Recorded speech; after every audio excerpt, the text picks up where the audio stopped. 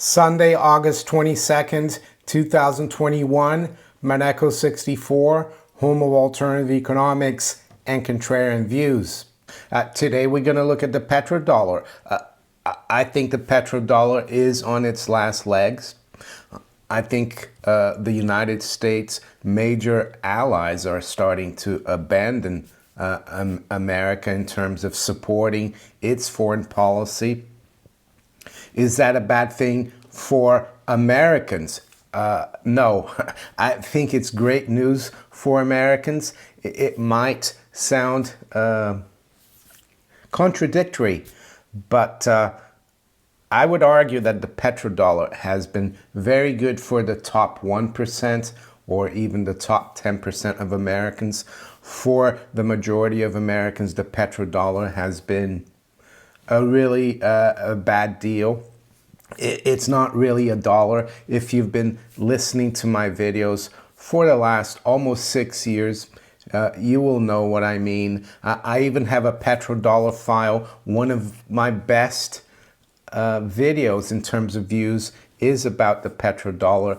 I've got 27 videos in there. I recommend you go into my petrodollar files and look at it. For example, I spoke about this, I think 2016, 2017. China delivers knockout blow to petrodollar part 1. There's a part 3 as well there for that subject. And many people at the time said, well, the petrodollar is still going, the dollar is still strong. And I said, the petrodollar is like a super tanker. It's not going to happen overnight, but I think the process is accelerating right now. Yes, the dollar index might be a bit stronger, but that has nothing to do with it. And I'm going to go briefly over why I think America's biggest allies abandoning it, so to speak, is a big deal. Because, first of all, the petrodollar is not based on real money. The dollar hasn't been based on real money since 1971. Internationally, domestically, of course, 1933, when FDR made gold illegal, took the US off the domestic gold standard.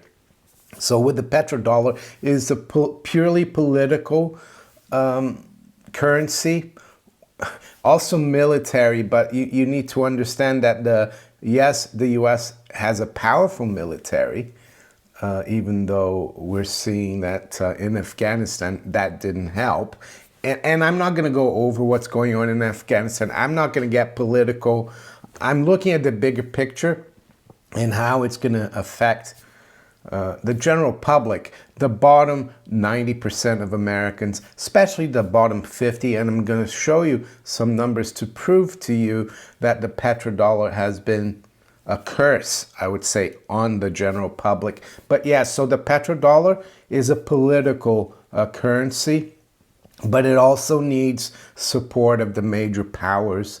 And what are the major powers? I would say there's 5 of them.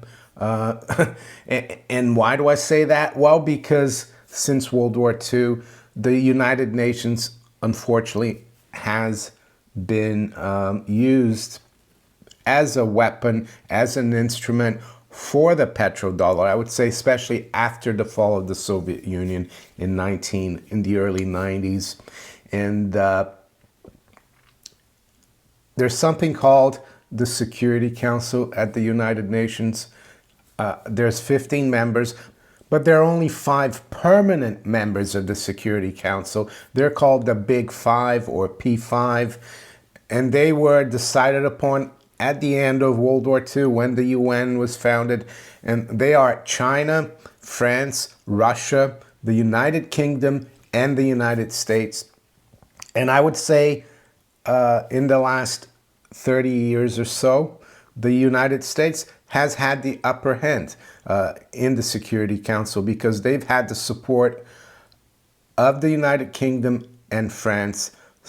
And these are the only countries that have a veto in the Security Council. The other members don't have a veto.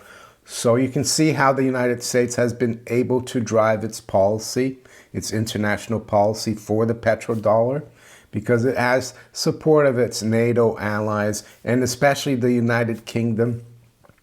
The U.S. probably wouldn't have been able to go to war against Saddam Hussein in 2003.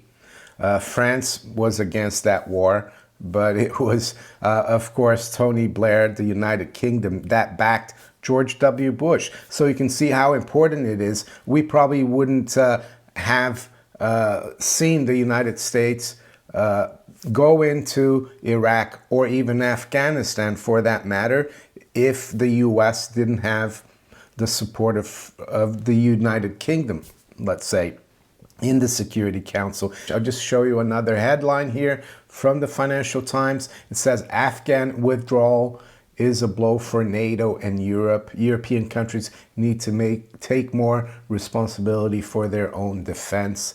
So this is almost like the fall of the Soviet Union, but it's the fall of NATO. The fall of NATO would be the fall of the United States. Because if you know your history well, you should know that NATO was the opposing power of the Soviet Union, the Warsaw Pact. And NATO was supposed to have been really dissolved after the fall of the Soviet Union. I think James Baker promised the Soviet foreign minister, I forgot his name, but they didn't have a treaty or sign anything. And the U.S. promised the Russians that they wouldn't expand NATO into Eastern Europe, and they did.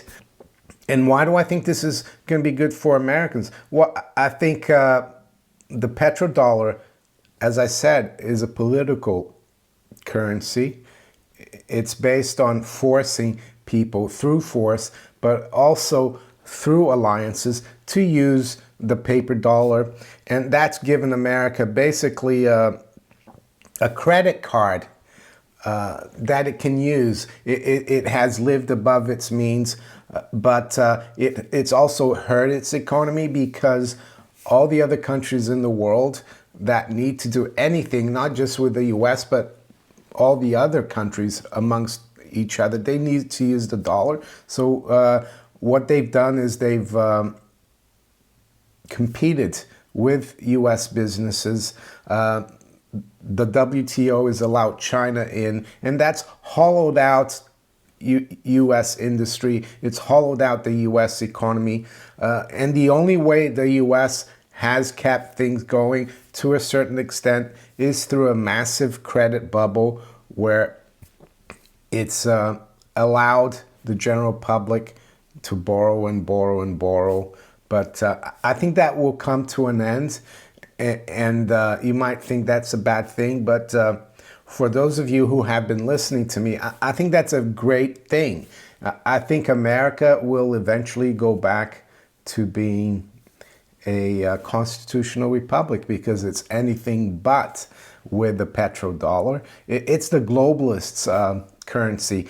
Is it any wonder that it was Henry Kissinger who devised the petrodollar back in the 70s? And Henry Kissinger was, well, he was an agent of the Rockefeller family. That's all there is to it. And I don't think the Rockefellers have the interest of the American public, because we all know that the Rockefellers, the original J.D. Rockefeller, John D. Rockefeller, hated competition. He was a businessman. He wasn't really altruistic. So why do I think the petrodollar is unraveling on its last legs and its allies are running away from the United States? And you could even say that the United States that I mean is the corporate United States, not really the constitutional republic. Well, the big example is what's happening here in the UK. And believe me, I don't respect this guy. It says Tony Blair slams Joe Biden's imbecilic retreat from Afghanistan. America shuts Kabul airport as Dominic Raab is forced to turn to China and Russia for help in Afghanistan. Who's Dominic Raab? for Americans who might not know. Well, he's the equivalent of the Secretary of State for the UK. He's the Foreign Secretary. So let's jump to that story about China and Russia. It says China and Russia moderating influence. So we've seen the UN Security Council, right? We got France, the UK, China, Russia, and the US. So if you got Russia, China, and the UK, well, there's 3 votes there against 2, or even 4 with the French against 1. That's bad signal for the petrodollar. And I would say it's not a bad thing for Americans. Again, I'm not bashing Americans and America, but I am bashing the globalists who run the petrodollar. It says, Mr. Raab said, we're going to have to bring in countries with a potentially moderating influence like Russia and China. However uncomfortable that is, the UK has initiated a P5 meeting this week. Well, that's the UN Security Council, the P5, the 5 permanent members, with a view to setting up a contact group for Afghanistan. So there you go. Am I saying the UK is going to do well from this? I don't think so. It just goes to prove that for the UK, the globalist petrodollar was very important. Is it maybe any wonder that the British pound has been dropping so much and could drop even further? I wouldn't be surprised. I wouldn't be surprised because I think the UK would lose a lot from the petrodollar being dismantled. I think even Tony Blair said that it could relegate the UK to the 2nd division of global powers. And why would that be so? Well, because they wouldn't have the support of the petrodollar and the globalists. So I think that's really significant, what's going on. And as I've said, these moves take a long time. I've been looking at the demise of the petrodollar for years, as you will see in that playlist. And I've always said, it's not going to happen tomorrow or next week. But I think we're getting a lot closer. I don't think it's going to look great for America or the whole world. I think we're going to continue to see a lot of inflation because the petrodollar was an instrument of inflation. And I think a lot of that inflation is going to come back home. Well, home to the United States, which is the home of the petrodollar. And the more of those petrodollars that come home, the higher prices will go. But that will drive prices all over the world. So ultimately, gold and silver will do very well. Cryptocurrencies, I think, will do well, even though I think they're very speculative.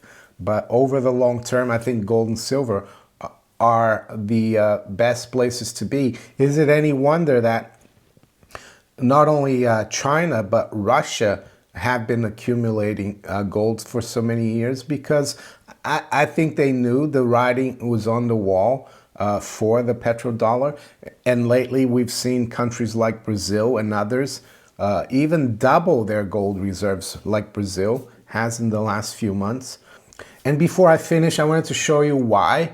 I don't think the petrodollar has been a good thing for America. All the petrodollar has done for America is help the people who can protect themselves against inflation, the top 10%, and especially the top 1%.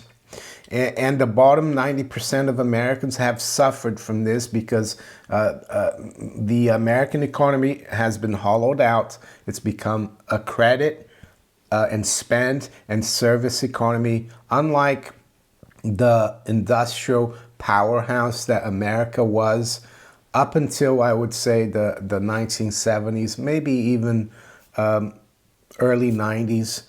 And this is data from the Board of Governors of the Federal Reserve System. Yes, the financing arm of the globalists, and hopefully they'll lose a lot of their power as well as the power of the petrodollar wanes. But they've got this distribution of financial accounts, and they've got distribution of household wealth in the US since 1989. And 1989 is a good date. It would be good, of course, to get it from before, but why is it a good date? Well, because it's just around the time when the petrodollar was about to gain a lot of power, because the Soviet Union was collapsing around that time. So in the third quarter of 1989, you can see here the top 1% of Americans, the top owned 20.8% of all the household wealth in the United States, 20.8%. So 1% of the population owned that much. And as you can see, the top 10% owned 55.4%, and the bottom 50% owned 7.2%. And now you go to the latest data here, which is for the first quarter of 2021. And you can see that the top 1% now own 29%. That's up from like 20%. And you can see that the top 10% now own almost 2/3 of all the household wealth, 64.8%. And you can see that the bottom 50%, their household wealth was 7.2% of all the wealth, which wasn't much in 1989, but now it's even less. It's 5.3%. So yes, I don't think the petrodollar has been good for the general public. So yeah, I think it could be the fall of NATO, the fall of the petrodollar.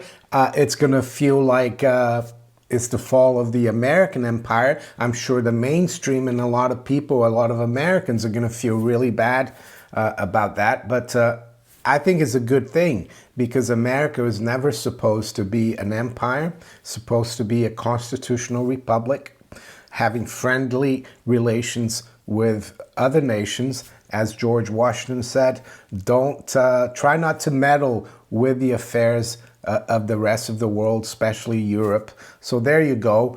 If you enjoyed this video, make sure you hit the like button. Please share it far and wide. Think about subscribing to my channel if you haven't yet. And you can also follow me on Rumble, Twitter, Facebook, and all these other platforms below here. I wish you all a great rest of the weekend. Take care. Bye.